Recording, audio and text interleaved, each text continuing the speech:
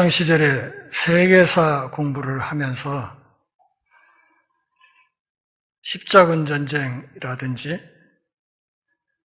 또는 위근호 전쟁, 그리고 30년 전쟁에 관한 이야기를 많이 들었을 것입니다. 11세기부터 13세기까지 10차에 걸쳐서 십자군 전쟁이 있었습니다. 그리고 이 전쟁에서 줄 잡아서 약 20만여 명의 사람들이 죽었습니다. 그리고 16세기, 우리나라 역사로 말하면 임진왜란이 일어나는 그 무렵에 유럽에서 위근호 전쟁이 있었는데, 이 전쟁으로 위근호, 그러니까 프랑스에 있던 개신교도 25만 명 정도가 죽음을 당했습니다. 그러니까 위근호만 25만 명이 죽었기 때문에 그 가정의 반대편 사람들까지 포함하면 얼마나 많은 사람들이 죽었는지 짐작하기가 어렵습니다. 17세기에는 유럽에서 30년에 걸친 유럽 여러 나라들 사이의 전쟁으로 또 많은 사람들이 죽었습니다. 워낙 여러 차례에 걸친, 또 전쟁이 일어난 범위가 너무 광범하기 때문에 또 오늘날 같은 통계 방법이 확립되어 있지 않던 시대였기 때문에 이 30년 전쟁 기간에 몇 명이 죽었는지는 알 수 없습니다. 예수님은 한 생명이 천하보다 귀하다, 그렇게 말씀하셨습니다. 그런데 신앙을 빙자해서 신앙생활을 하겠다는 사람들이 나서서 이런 전쟁들을 일으키고, 그로 인해서 전쟁 때마다 수십만 명씩 목숨을 잃는 아픈 역사가 우리 세계사 안에 있었던 것이지요.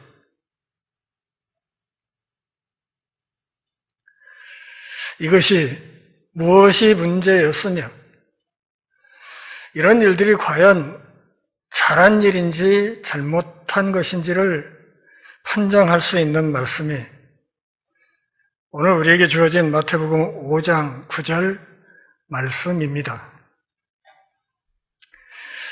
지지난주에 다루었던 마태복음 5장 7절에서는 사람들 사이의 관계를 말하고 있다, 그렇게 말씀드렸지요. 그리고 이어지는 8절에서는 하나님과의 관계를 말하고 있다, 그렇게 말씀을 드렸는데, 오늘 우리에게 주어진 이 9절 말씀은 이 7, 8절 내용을 묶어서 사람들과 또 하나님과의 관계를 말하고 있습니다. 결론적으로 말씀을 드리면 하나님과의 관계가 곧 사람들과의 관계에 적용되어야 한다. 다시 말해서 화평의 하나님을 믿는 사람들이라면 사람들과의 관계에서도 평화를 이루는 삶을 살아야 된다, 이렇게 가르치고 있다는 사실을 알아야 합니다. 5장 9절 한번 같이 읽어보실까요? 화평하게 하는 자는 복이 있나니 그들이 하나님의 아들이라 일컬음을 받을 것이며. 화평하게 하는 사람이 복이 있다. 그들이 하나님의 아들이라 일컬음을 받을 것이다. 그렇다면 십자군 전쟁, 위근호 전쟁, 30년 전쟁을 일으켰던 사람들은 그들의 명분이 아무리 신앙을 위한 것이라고 하더라도 그들은 결코 하나님의 아들이라 일컬어지기가 어렵다는 사실을 알 수 있습니다.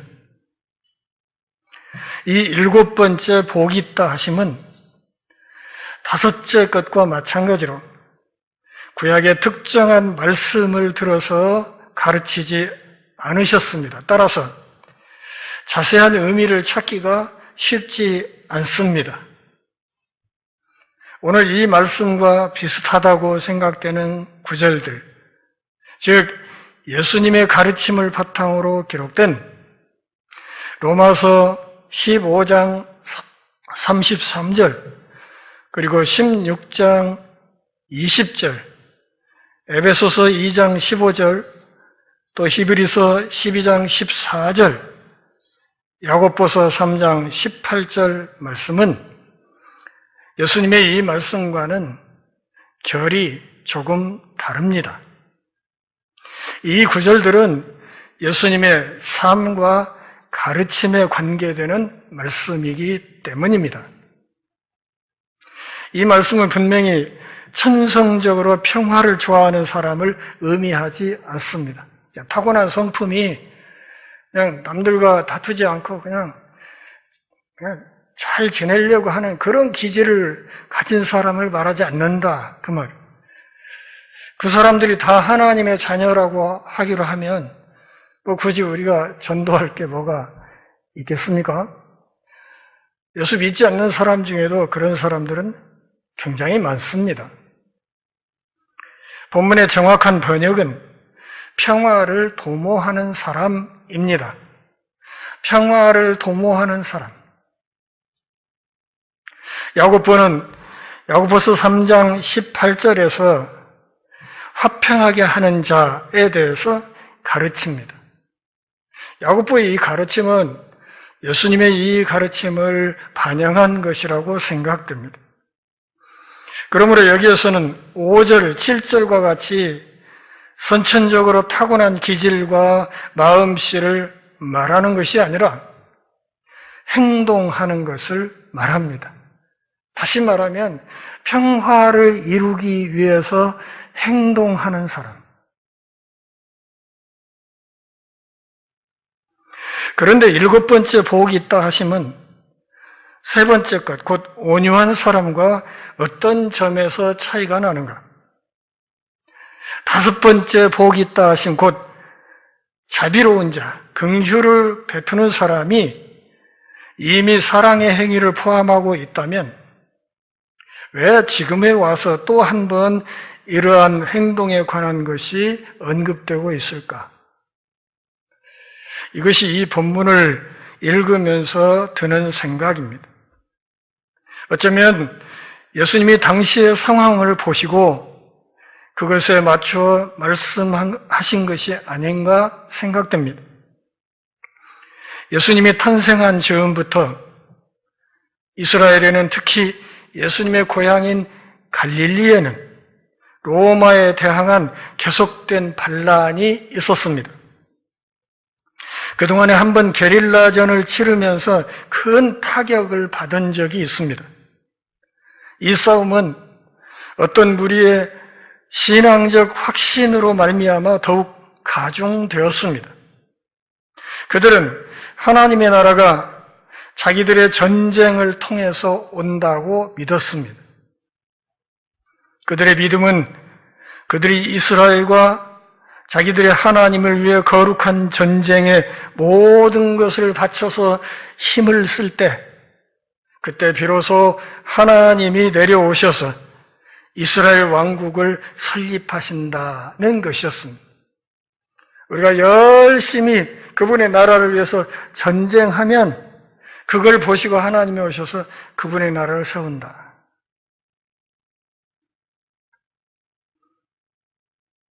이런 생각으로 움직이던 사람들을 셀롯, 곧 열심당이라 그렇게 불렀습니다. 열심당. 그들은 구약에서 열심을 냈던 민수기 25장에 등장하는 비느하스를 자기들의 모범으로 삼았습니다. 그러니까 열심당원은 요즘 말로 간단히 말하면 기독교 테러리스트였다, 이렇게 보면 되겠습니다. 바리새파와 에세네파도 열심당원들과 여러 가지 면에서 일치하는 점이 있었습니다. 그들 우두머리 중 몇 명은 자신이 말세의 메시아라고 믿고 있었습니다. 사도행전 5장 36, 37절에 등장하는 드다가 그랬어요. 갈릴리의 유다와 애굽 사람도 그런 종류의 사람이었을 것입니다. 예수님은 이러한 싸움을 부분적으로라도 매우 가까이에서 체험하셨을 것으로 보입니다. 이런 싸움이 확산되어서 결국 주후 66년부터 73년에 걸친 유다 로마 전쟁이라는 파국을 맞이하게 되었고, 그때 예루살렘은 성전과 함께 파멸되고, 이에 예수님의 예언은 성취되었던 것입니다. 돌 위에 돌 하나도 남지 않고 무너질 것이다. 예수님의 이 말씀이 말 그대로 성취되었습니다. 당시 침략군인 로마 군인들 사이에 성전 주춧돌 아래쪽에 보물이 숨겨져 있다는 소문이 있어서 그 밑에 있는 보물을 뺏어가려고 성전의 맨 밑바닥까지도 다 들추어 버렸기 때문에 돌 위에 돌 하나 남지 않고 무너진다 하는 예수님의 이 말씀이 그대로 성취되었던 것입니다. 당시 예수님의 이 설교를 들었던 사람들 가운데에도 훗날 이러한 전쟁에 관련된 사람들이 있었을 것입니다. 왜냐하면 바로 이러한 게릴라전에 갈릴리의 가난한 농부와 소작인들이 많이 가담했기 때문입니다. 이것은 오늘날의 해방운동과 비슷합니다. 예수님이 이러한 상황에 맞추어서 말씀하신 것은 이와 같은 분명한 배경이 있었기 때문입니다. 그러므로 화평케 하는 자라는 말은 성경에서 오직 오늘 본문 여기에만 나타납니다. 야고보서 3장 18절의 표현은 그 표현을 약간 달리해서 주님의 가르침을 정리한 것입니다. 같이 읽어볼까요? 화평케 하는 자들은 화평으로 심어 의의 열매를 거두느니라. 의로운 열매가 어떻게 나타나나? 평화를 심어야 된다, 그런 뜻이에요. 평화를 심지 않으면 의로운 열매를 거두기 어렵다는 이야기입니다. 요즘 전쟁을 좋아하는 사람들이 상당히 많지요. 여차하면 먼저 쳐버려야 된다, 이런 이야기를 하는 사람들도 더러 있습니다. 그렇지만 우리 한반도에 전쟁이 일어나면 우리 민족은 다시 100년 전으로 일주일 만에 돌아가게 될 것입니다. 그런 비극이 있으면 안 되지요. 그래서 우리가 우리 조국의 평화적인 통일을 위해서 끊임없이 기도하는 것입니다. 예수님은 세금 문제에 관한 질문에 답변하시면서 이러한 반란 운동을 분명하게 거부하셨습니다. 가이사의 것이라면 가이사에게 주고 하나님의 것이라면 하나님께 돌려라. 그러므로 간접적으로는 누가복음 13장 1절부터 3절, 빌라도가 몇 사람의 갈릴리 사람의 피를 그들의 재물과 섞은 이야기에서도 그렇게 하셨습니다. 마태복음 23장 38절, 그리고 24장 1, 2절 말씀을 보면 성전 파괴와 유대 땅의 멸망에 대해서도 예수님이 분명하게 예언하셨습니다. 마태복음 26장 52절 말씀을 보면 아랫사람이 지도자를 보호할 때 하듯이 베드로가 예수님을 지켜드리려고 칼을 뽑았을 때 주님은 다음과 같은 원칙을 가르치셨습니다. 칼을 네 칼집에 다시 꽂아라. 칼을 가지는 자 다 칼로 망한다. 그러므로 우리는 예수님이 이 말씀으로 전쟁을 통해 하나님 나라를 강제로 오도록 해야 한다는 일부 유대인의 생각을 거부하는 것으로 보아야 합니다.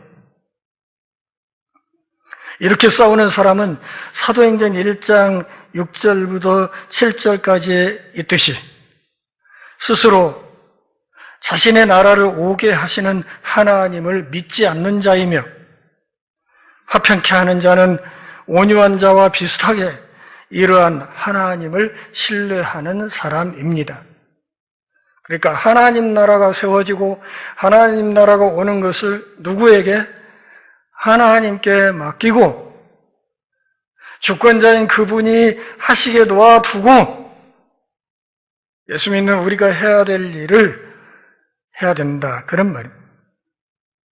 예수님은 이러한 신뢰를 복이 있다고 말씀하신 것입니다. 이렇게 본다면 그들에 대한 이와 같은 구속사적인 시각은 그들에게 특별한 의미가 있다는 것을 알 수 있습니다. 그들은 지금 평화의 왕이신 예수님을 따를 것인지 아니면 자신의 뜻에 따라 싸우는 사람이 될 것인지 양자택일해야만 한다는 것입니다. 평화의 왕을 따르면서 그분이 주시는 평화를 이룰 것인지 내 마음대로 전쟁을 해서라도 하나님 나라를 세우겠다고 덤벼야 할 것인지 이것을 결정해야 된다. 그런 점에서 십자군 전쟁, 위근호 전쟁, 30년 전쟁은 신학적으로도 그리고 신앙적으로도 심각한 문제가 있는 것이고 이런 심각한 오판에 의해서 수십만 명의 사람이 죽었다면 그 책임을 도대체 누가 어떻게 감당할 것인지 한번 생각해 보아야 합니다. 우리가 잘 알다시피 불행하게도 이스라엘은 결정을 잘못해서 2000년간 디아스포라로 뿔뿔이 흩어져서 살아야 했습니다. 그렇게 살다가 1948년이죠. 그때야 비로소 이스라엘의 나라를 다시 세우는 일을 하게 되었고 그나마도 여전히 그것은 팔레스타인 사람과의 끊임없는 분쟁의 장으로 남아있지 않습니까? 이 복선언은 영적 이스라엘인 우리에게도 귀한 가르침을 줍니다. 이것은 자기 뜻대로 지상에서 하나님 나라를 이루려는 생각을 금지합니다. 하나님 나라는 그분의 주권을 따라서 우리에게 선물로 오는 것이지 우리가 세우는 것이 아니라 그런 말입니다. 그리스도인이 믿음을 빙자하여 무기를 드는 곳에서는 아주 악한 결과를 가져왔다는 사실을 알고 있습니다. 서두에 말씀드렸던 십자군 전쟁, 그리고 위근호 전쟁, 30년 전쟁 등이 바로 그것입니다. 어떤 사람이 그런 얘기를 해요. 세월호 사건, 그 사람 몇 명 안 죽었는데, 끼게야 500명도 안 되는데, 이렇게 말하는 이들도 있습니다. 몇 명 안 되는데? 500명도 안 되는데? 근데 제 생각은 다릅니다. 사람 한 명이 우주를 가리킵니다. 한 사람이 죽는다는 것은 그냥 생명체 하나가 사라진 것이 아니라 그 한 사람을 중심으로 형성된 인류의 소중한 것들이 한꺼번에 사라지는 것을 말합니다. 그러게 한 명이 죽어도 정말 많이 죽는 것이지요. 그런데 이와 같은 하나님의 형상들이 믿음을 빙자해서 전쟁을 하고 그로 인해서 수십만 명씩 죽어버렸다고 하면 이것이 그 얼마나 무서운 죄인지를 알아야 된다, 그런 말이죠. 이것은 무력을 사용하여 해방운동을 펼치는 세력을 기독교의 이름으로 지원하는 것에 대해 명백하게 경고하고 있습니다. 한번 생각해 보십시오. 신앙 때문에 전쟁을 일으켜서 사람을 죽인다? 그것은 하나님이 원하시는 것이 결코 아닐 것입니다. 화평케 하는 자는 하나님의 아들이라 일컬음을 받을 것이다, 그렇게 말씀하셨습니다. 하나님의 평화가, 즉 새 창조의 영원한 평화가 그들에게 주어질 것이라는 말씀입니다. 열심당원들이 스스로를 하나님의 아들이라 불렀습니다. 그런데 주님은 이 사람들이 아닌 화평케 하기 위해 애쓰는 사람이 하나님의 아들이라 이렇게 말하는 것입니다. 제가 남북나눔운동본부와 함께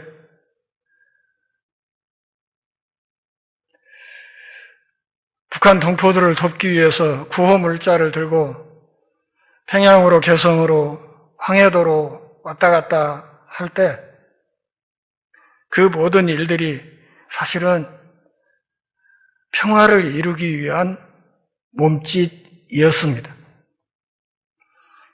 그랬더니 며칠 전에 제 친구 목사가 유튜브 영상 하나를 저한테 주소를 보내줘서 봤더니 큰맘 먹고 좌파 목사들 명단을 발표한다 하면서 어떤 안아무개 목사라는 사람이 명단을 쫙 발표하는데 그 중에 고맙게도 제 이름이 들어있더라고요.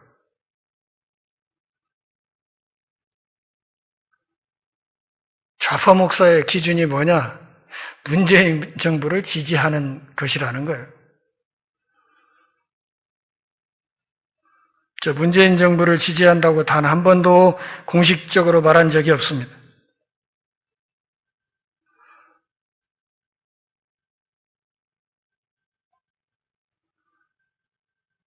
열심당원들은 자기들이 하나님의 아들이라 했습니다.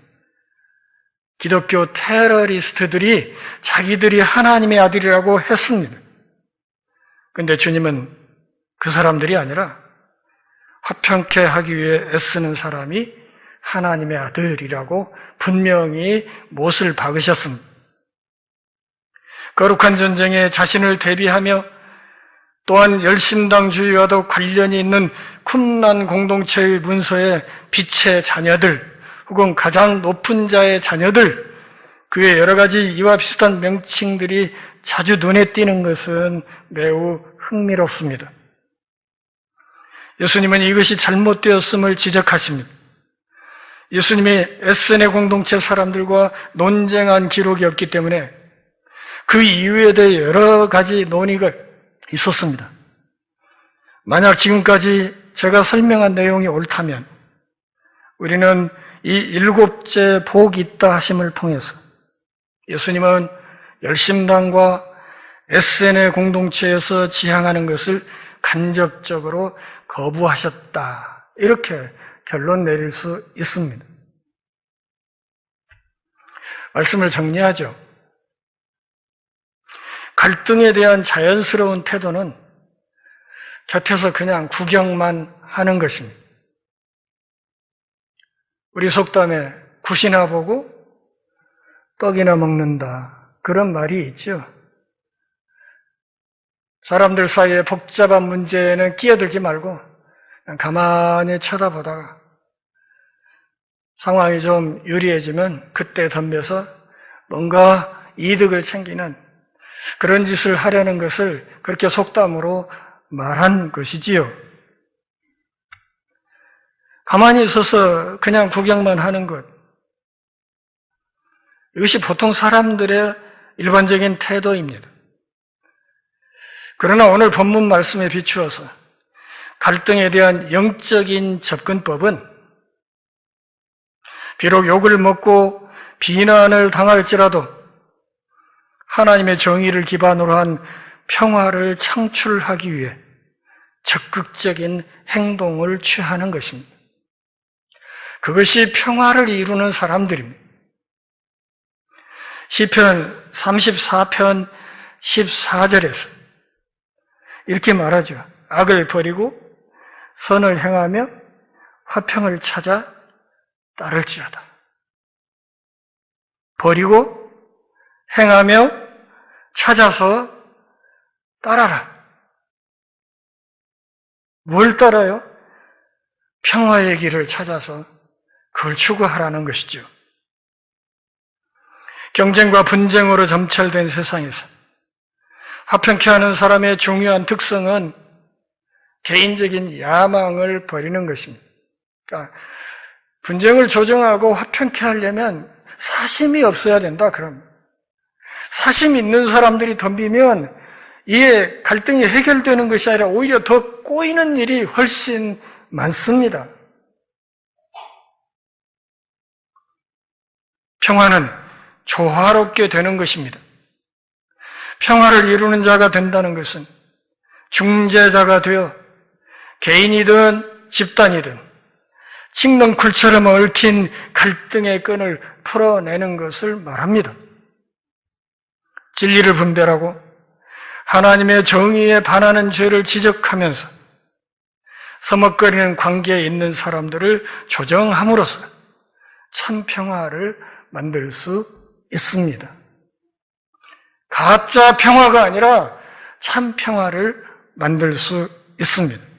그러기에 이 참 평화를 만드는 일은 참으로 어렵습니다. 그러나 우리가 평화 안에서 인내한다면 우리는 어느 순간 사람들로부터 하나님의 아들이라 불릴 것이고 또한 하나님으로부터도 너는 나의 자녀라 이렇게 인정을 받을 수 있을 것입니다.